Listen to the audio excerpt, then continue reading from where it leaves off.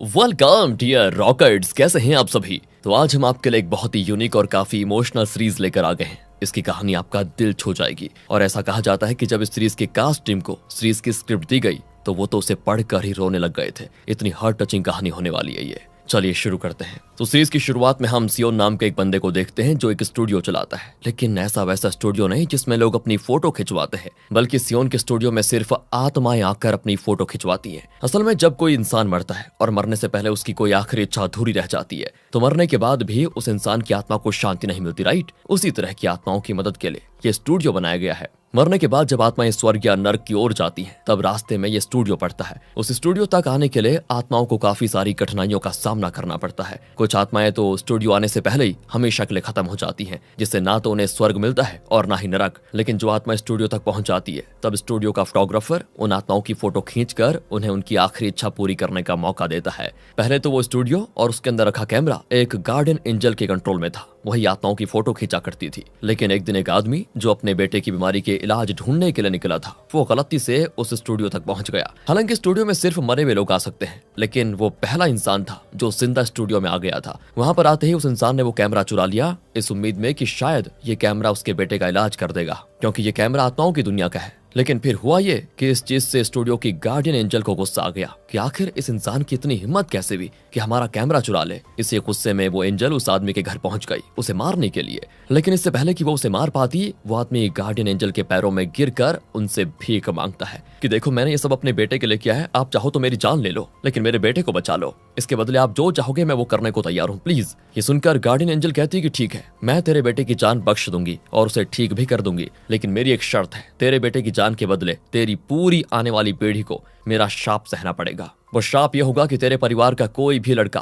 35 साल का होते ही मर जाएगा। उसकी जिंदगी 35 साल से एक भी दिन एक्स्ट्रा नहीं होगी। चाहे वो इंसान कितना भी हट्टा कट्टा क्यों ना हो, उसकी जान चली जाएगी। उसी के साथ साथ अब से तुम्हारे परिवार के लड़के को ही वो स्टूडियो संभालना होगा और आत्माओं को उनकी आखिरी इच्छा पूरी करने में मदद करनी होगी। तो बताओ, मेरी शर्त मंजूर है? ये सुनकर वो आदमी कहता है कि मुझे आपकी शर्त मंजूर है, मुझे बस मेरा बेटा चाहिए। इसीलिए गार्डियन एंजल उस आदमी के परिवार के ऊपर वो श्राप डाल देती है, जिससे उस आदमी का बेटा ठीक हो जाता है। अब हम कई सालों के बाद का सीन देखते हैं, जहां सियोन नाम का बंदा चर्च में आया होता है। असल में सियोन उसी कैमरा चोरी करने वाले की पीढ़ी से आता है दोस्तों। इसीलिए सियोन के ऊपर भी श्राप है कि वो अपने 35वें जन्मदिन पर मर जाएगा। उसका जन्मदिन आने में करीब अब 104 दिन बाकी होते हैं। साथ ही सियोन से पहले उसके पिता से पहले उसके दादाजी वो स्टूडियो चलाया करते थे, जो सभी अपने 35 साल की एज को पूरा करते ही मारे गए। इसीलिए अब सियोन के ऊपर जिम्मेदारी है उस स्टूडियो को चलाने की। सियोन ने अभी तक शादी नहीं की, तो उसका बेटा भी नहीं है, तो अब अगर सियोन मरा तो उसके बाद स्टूडियो का ख्याल रखने के लिए कोई नहीं होगा। सियोन चर्च में आकर सो रहा होता है, क्योंकि रात को वो सो नहीं पाता। रात भर आत्माएं स्टूडियो के अंदर आती रहती हैं, इसीलिए, और उन सभी आत्माओं की इच्छा को सियोन को पूरा करना होता है। तभी चर्च में 2 आत्मा आती हैं। ये दोनों सियोन के दोस्त हैं जो स्टूडियो के काम में उसकी मदद करते हैं। सियोन के अलावा उन दोनों को कोई नहीं देख सकता। उनमें से एक जून नाम की आत्मा है। उसका काम यह है कि जो भी आत्मा स्टूडियो के अंदर आती है, उसके बारे में जानकारी निकालकर सियोन को बताना कि उस आत्मा की मृत्यु कैसे हुई, उसके साथ क्या क्या हुआ था, वगैरह वगैरह। और दूसरी आत्मा है पार्क नाम की। वो बड़ी ताकतवर है। जब कभी कोई गुस्से वाली आत्मा आकर कुछ गड़बड़ी करने की कोशिश करती है, तो पार्क ऐसी आत्माओं को रोकने का काम करता है। अब पार्क चर्च में आकर सियोन को अपने साथ चलने के लिए कहता है, क्योंकि स्टूडियो में कोई आत्मा आई हुई है जो अपनी आखिरी इच्छा पूरी करवाना चाह रही है। लेकिन सियोन को जोर की नींद आ रही होती है, तो वो जाने से मना कर देता है। पार्क भी सीधा उसे गोद में उठाते हुए स्टूडियो लेकर जाता है, जो देखकर तो चर्च में आए लोगों के साथ साथ फादर की भी हालत खराब हो जाती है और डर के मारे सभी जोर जोर से भगवान को याद करने लग जाते हैं। तो वहीं बेचारा सियोन, जो रात भर सोया नहीं था, अब दिन में भी उसे स्टूडियो में काम करना पड़ रहा है। अभी जो आत्मा आई थी ना, उसकी मृत्यु शादी के कुछ दिनों पहले हो गई थी। इसीलिए उस आत्मा की इच्छा होती है कि वो शादी करे।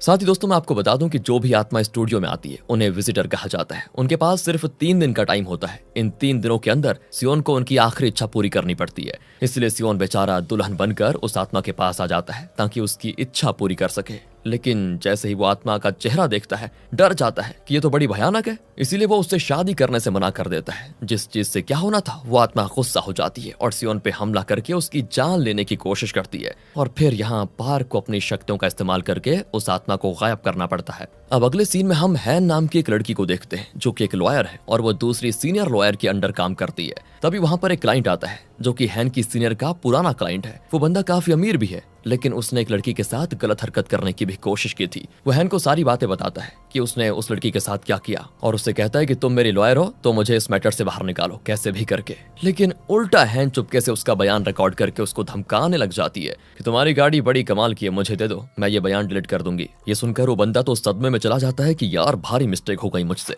वो तो हैन की सीनियर पर चिल्लाते हुए कहता है कि ऐसे लोगों को काम पे रखती हो, मैं जा रहा हूं दूसरे लॉयर को ढूंढने के लिए, तुम्हारी जरूरत नहीं है मुझे अब कोई भी। अब इस चीज से हैन की सीनियर को भी काफी गुस्सा आ जाता है कि हैन ने मेरे सबसे खास क्लाइंट को भगा दिया, इसीलिए वो गुस्सा होकर हैन को वहां से भगा देती है। और बेचारी हैन क्या करती, वो भी परेशान हो जाती है, क्या करूंगी। इसके बाद जब वो घर आती है तो मकान मालकिन उसे साफ कह देती है कि मैंने ये कमरा किराए पर लगा दिया है क्योंकि तुम ठीक से किराया नहीं देती हो, इसलिए जाओ और अपना दूसरा ठिकाना ढूंढ लो। एक और मुसीबत आ गई हैन के लिए। उसको अब समझ नहीं आता कि कहाँ जाऊं, क्या करूं।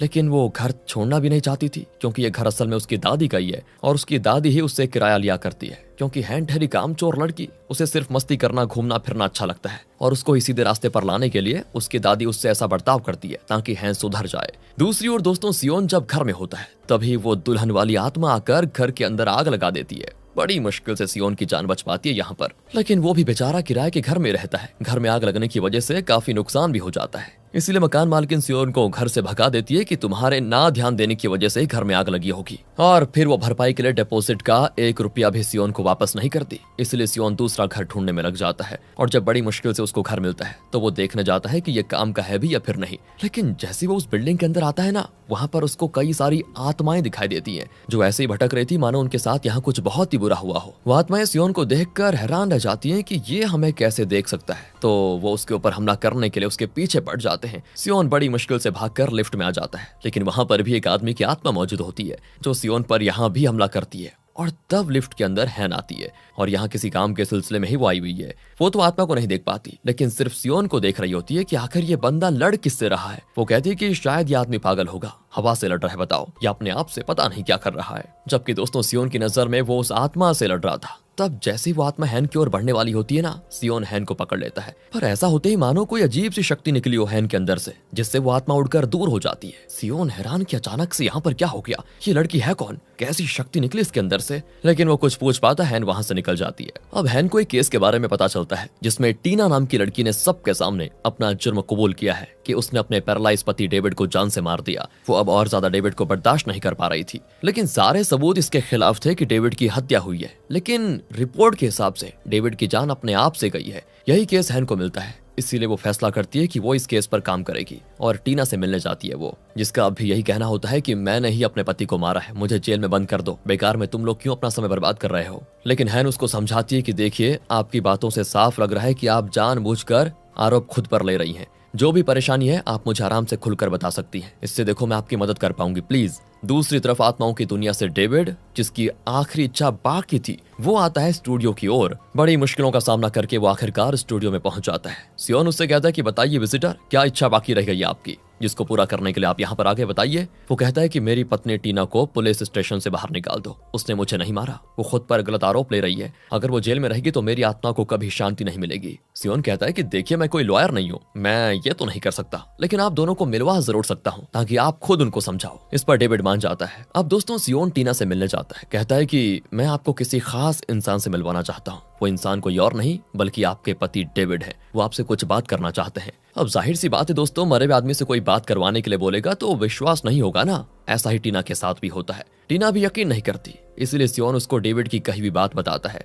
कि उस टाइम वो सोए नहीं थे जब आपने उनको तकिए से मारने की कोशिश की थी, पर आपकी हिम्मत नहीं हुई तो आपने अपने हाथ पीछे कर लिए। ये सुनकर तो टीना हैरान हो जाती है कि ये बात तो सिर्फ मुझे और अगर डेविड अगर उस समय जाग रहा था तो उसे पता होगी, ना कि बाकी किसी और को। इसीलिए वो सियोन के साथ स्टूडियो आ जाती है, जहां वो कैमरा एक इंसान की इच्छा के लिए 2 फोटोज खींचता है। पहली फोटो खींचने के बाद जिंदा इंसान आत्मा को देख पाता है और दूसरी फोटो खींचने के बाद आत्मा दोबारा से आत्माओं की दुनिया में चली जाती है और सिर्फ फोटो के जरिए अपनी यादें छोड़कर जाती है। ये होते टीना जैसे ही सामने डेविड को देखती है तुरंत उसको गले लगा लेती है, क्योंकि डेविड 7 साल से पैरालाइज था। इन 7 सालों में टीना ने रात दिन उसका ख्याल रखा, पर इस समय आत्मा के तौर पर वो बिल्कुल ठीक होता है। टीना रोते हुए उससे कहती है, डेविड मुझे माफ कर देना, जो मैंने तुम्हें मारने की कोशिश की, मैं पल पल तुम्हें तड़पते हुए नहीं देख पाई थी, तो मैंने फैसला किया कि तुम्हें मारने के बाद मैं खुद को भी मार दूंगी, लेकिन मेरे अंदर हिम्मत ही नहीं हुई कि तुम्हें मार पाऊं। ये सुनकर डेविड कहता है कि तुम्हारी कोई गलती थी ही नहीं, तुमने मेरे लिए जो कुछ किया है वो बहुत ज्यादा है, मैंने खुद अपनी जान दे दी ताकि तुम्हें ये पछतावा ना रहे कि तुम्हारे हाथों से मेरी जान गई है।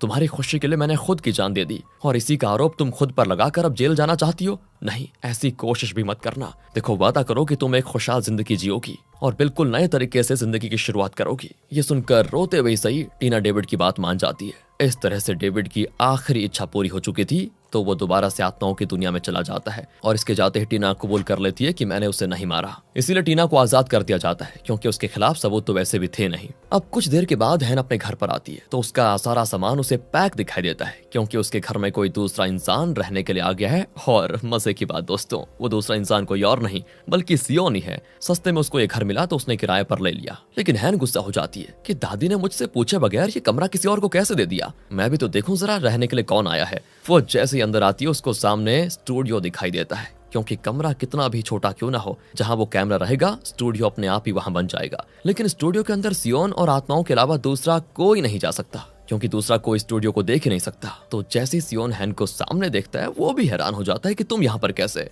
सुबह तो हम मिले थे, दोपहर होते ही तुम मर गई क्या जो यहाँ पर आई हो? हैन कहती कि पागल हो गया हो क्या, मैं क्यों मरूंगी, मैं तो बिल्कुल ठीक हूँ, बस तुम्हें देखने के लिए आई थी कि यहाँ पर ये नया किराएदार है कौन, क्योंकि मैं तो यहाँ से जाने वाली हूँ नहीं। तो बेटर यही होगा कि जल्दी से तुम अपना सामान उठाओ और सुबह होते ही चलते बनो। इतना कहकर हैन वहां से चली जाती है। सियोन बस सोचते रह जाता है कि ऐसा कैसे हो सकता है कि हैन जिंदा होते हुए भी स्टूडियो देख सकती है। कुछ तो गड़बड़ी जरूर है, मुझे इसके बारे में पता लगाना ही होगा। अब हमें सियोन के पूर्वजों के बारे में बताया जाता है कि कैसे जिस दिन उनका 35 साल पूरा होता उसी दिन उनकी जान ली जाती। ऐसी सियोन के पिता को भी मार दिया गया था और उनके मरने के बाद से ही स्टूडियो की जिम्मेदारी सियोन के कंधों पर आ गई। और अब प्रेजेंट टाइम पर सियोन की रातों की नींद खत्म हो चुकी थी, क्योंकि वो यही सोचे जा रहा था कि हैन स्टूडियो के अंदर कैसे आ सकती है। क्या उसको सच में स्टूडियो दिखाई दे रहा था या फिर वो सिर्फ घर देख रही थी उस समय? अभी कुछ भी कंफर्म नहीं है दोस्तों सियोन की तरफ से। अगले सीन में स्टूडियो के अंदर अजीब सा धुआं फैलने लगता है, सारी चीजें हवा में उड़ना शुरू कर देती हैं और ये सारा काम एक छोटे बच्चे की आत्मा कर रही थी जो आत्माओं की दुनिया से यहाँ पर आ गया था। उसकी भी कोई आखिरी इच्छा पूरी रह गई थी तो वो स्टूडियो आया है। सियोन कहता है कि यार बच्चों की आत्माएं क्यों आती हैं, वो सबसे ज्यादा परेशान करके रख देती है। पहले भी बच्चों की आत्माओं से परेशान हो चुका हूं मैं, बताओ। तब पार्क सियोन से कहता है कि 1 महीने पहले इस बच्चे का एक्सीडेंट हो गया था जिसमें बेचारे की जान चली गई। इस बच्चे का नाम जिमी है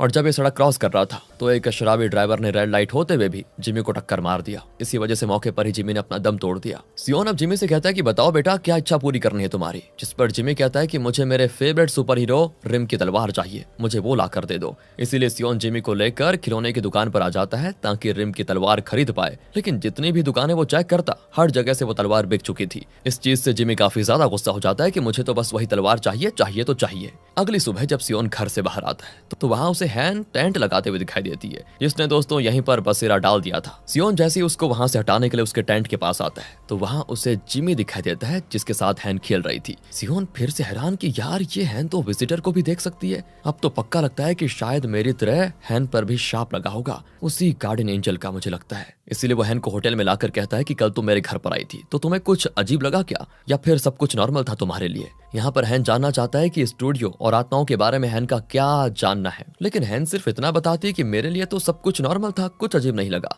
इतना बताकर वो 3 लोगों का खाना अकेले खा जाती है, बताओ, जिसको खाते खाते सिर्फ सियोन देखता रह जाता है। उसको हंसी भी आ रही थी लेकिन वो खुद को रोक लेता है। अब कुछ देर के बाद सियोन को पता चलता है कि वो तलवार एक मेले में मौजूद है, इसीलिए वो उस मेले में आकर जिमी की जिम्मेदारी पार्क और जून को देकर तलवार लेने के लिए चला जाता है। पर उसके जाते ही जिमी दोनों को बेवकूफ बनाकर वहां से भाग जाता है और सीधे मेले में आई हुई हैन के साथ आके बैठ जाता है। सियोन भी तलवार खरीदने के बाद अब जिमी की तलाश में था कि कहां गया, जो उसको हैन के पास दिखाई देता है। वो उसे जबरदस्ती पकड़ते हुए कहता है कि कितनी बार कहा है मस्ती मत करो, तेरी तलवार मिल गई है, अब जल्दी से अपनी आत्मा की दुनिया में चला जा। लेकिन तब वहां पार्क और जून असली जिमी को लेकर आते हैं, क्योंकि दोस्तों जो हैन के साथ है ना अभी, असल में वो जिमी का जुड़वा भाई है और वो कोई आत्मा नहीं बल्कि इंसान है, इसीलिए हैन उसको देख पा रही थी। तब सियोन को समझ आता है कि मैं हैन को कुछ गलत ही समझ बैठा, जबकि वो तो असली इंसान की बात कर रही थी जिसको सभी देख सकते हैं नॉर्मली। जिमी सियोन से कहता है कि मेरे भाई से अच्छे से बात करो, ये तलवार भी मैंने उसके लिए खरीदी है। मेरी आखिरी इच्छा यह है कि मैं अपने भाई से मिलूं और उसे अपने हाथों से ये तलवार दूं।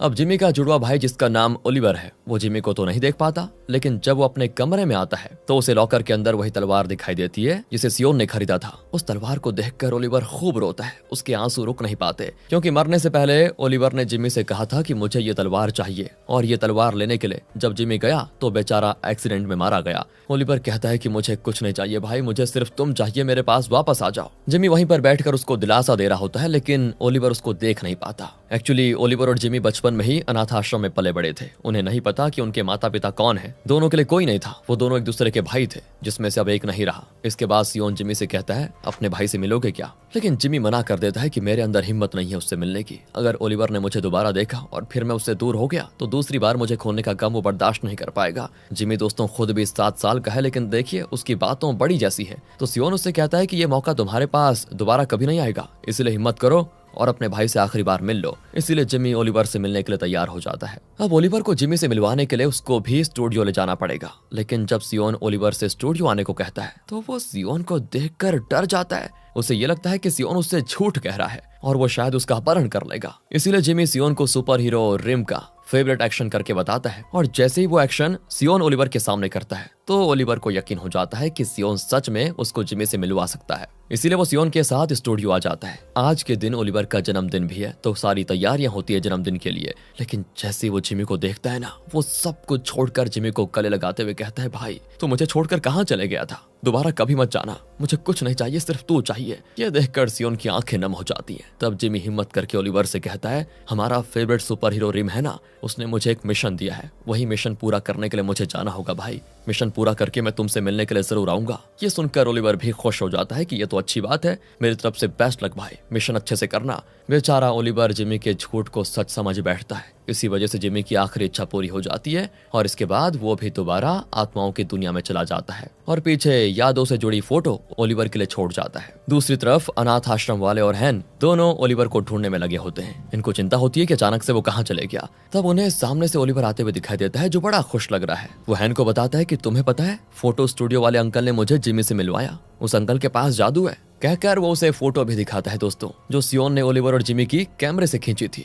ये देखकर हैन हैरान हो जाती है कि ऐसा कैसे हो सकता है, सियोन ने ये किया कैसे। इसीलिए वो उससे मिलने के लिए निकल जाती है। तो वहीं सियोन जब अपने स्टूडियो की ओर जा रहा होता है, तभी कई सारी आत्माएं उसके पीछे पड़ जाती हैं। वो उसे मारते हुए कहती हैं कि हमें वो कैमरा चाहिए। ये देखकर सियोन उनसे बचकर वहां से भागने लग जाता है और आत्माओं की तादाद इतनी बढ़ती जाती है कि वो सब मिलकर सियोन को पकड़ लेते हैं। कुछ आत्माएं तो एक बिल्डिंग के ऊपर लगा बड़ा बोर्ड हिलाकर उसे सियोन पर गिराकर उसे मारने की कोशिश करते हैं। लेकिन इससे पहले कि बोर्ड सियोन पर गिरता, तभी वहां पर हैन आकर सियोन को साइड कर लेती है, जिससे सियोन बच जाता है फिलहाल। और इस बार भी दोस्तों हैन के आते ही उसके अंदर से निकलने वाली शक्ति सारी आत्माओं को वहां से गायब कर देती है। यानी कि पक्का इस हैन के अंदर भी कुछ ना कुछ तो है। और वो सियोन के चारों तरफ एक चक्र बना देती है ताकि उसके अंदर आत्माएं आ ही ना पाए। सियोन भी हैरान था दोस्तों कि अब इसका पता लगाना ही होगा कि हैन के अंदर क्या चीज है। हैन और सियोन दोनों अनजाने में सही, पर कई बार एक दूसरे से मिल चुके थे, जिससे दोनों में नजदीकियां बढ़ने लगी थी। लेकिन हैन की मिस्ट्री क्या है? सियोन 35 साल होते ही मर जाएगा क्या, या फिर नहीं? आगे के पार्ट्स में पता चलेगा। मिलते हैं आपसे अगले पार्ट में। ध्यान रखेगा अपना।